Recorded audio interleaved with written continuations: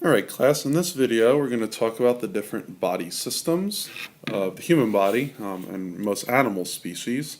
This is just a quick overview of all the different systems. There's a lot more detail you could go in each individual system. We'll be doing labs in class about the major ones. There's also plenty of YouTube videos you could check out for other systems. Just type in the name of the system on YouTube. First thing you need to know is how the body is actually organized. There's a lot of different levels of organization in the human body. The first simplest form of life is called a cell. When you have more than one cell together, you get a excuse me. I think I'm going to have to go get a tissue. Tissue are many cells together. Think about layers of a stomach. Yeah, that was a fake sneeze, by the way. Organs are many different tissues that combine together. So all the layers of a stomach tissue or layers of skin would make an organ. And then you could have a whole system that's many different organs working together. One of the first video game systems was called the NES. That was the Nintendo Entertainment System.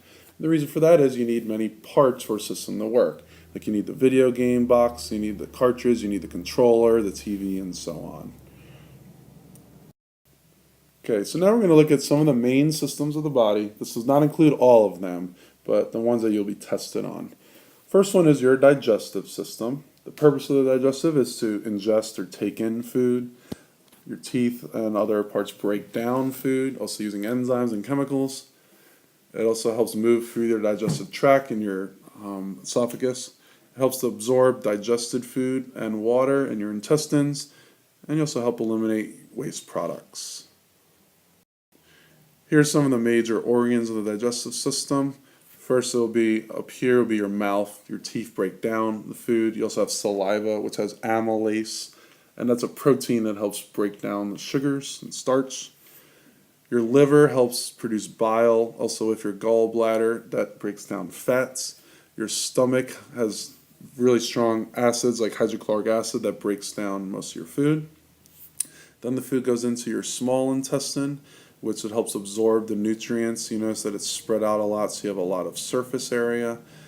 The undigested food goes to your large intestine, where it gets eliminated from waste. Next one is your skeletal system. Skeletal system are your bones. The purpose of your skeletal system are for structure. We need a place for your body to be. Also for calcium, that's important for a lot of cell processes, and it just gives protection. Think about your skull and your brain. Protection is useful for many different purposes.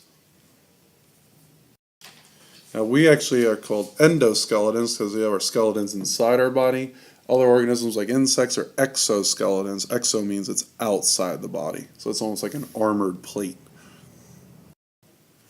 Next one we have is called the nervous system. The nervous system is a system that controls all the different activities of your body. It's made up of the brain. Brain is the main control center of your body. You have different nerve cells that help transmit a response. You also have your spinal cord that sends a message from your brain to the rest of your body. And then you have your senses that help trigger responses for maintaining homeostasis.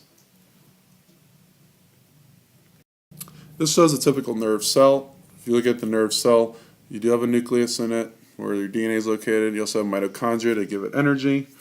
Essentially, you will get dendrites, which are short little extensions here, almost like branches of a tree, that will spread the message from one cell to another. So here you have your dendrites.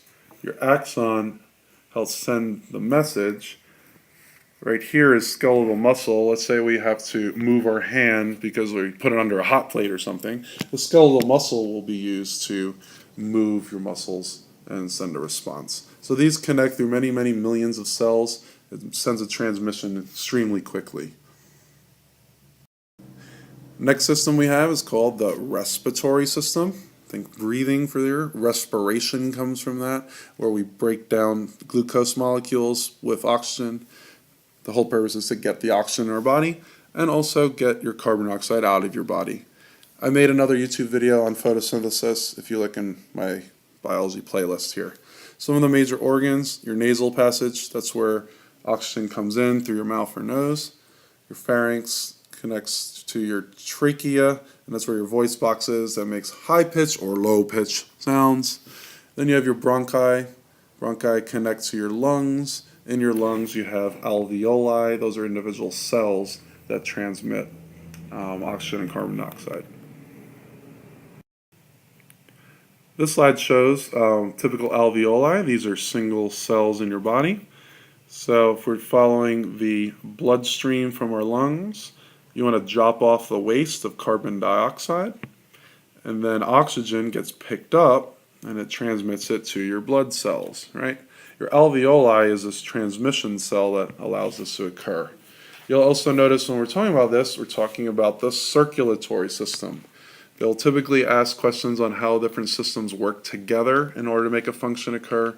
This is how the respiratory and circulatory systems work together. Okay, speaking of the circulatory system, here we have the heart.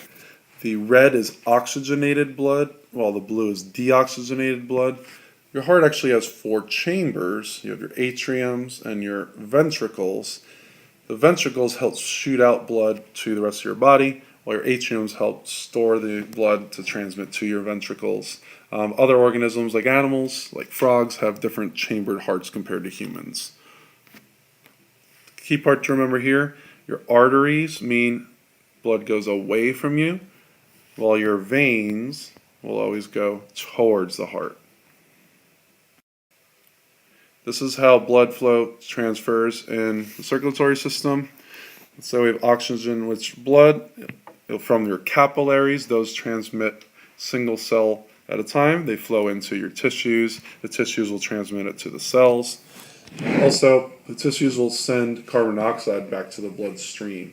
You can think about the circulatory system as being the door in your house. Obviously, you want food to come into the house. That'll be like oxygen. You also want waste products like your garbage when it piles up to go out of your house, like the garbage collector as well. Alright class, so that's just a quick overview of the body systems. Feel free to leave a comment down below if you have any questions about any of the systems.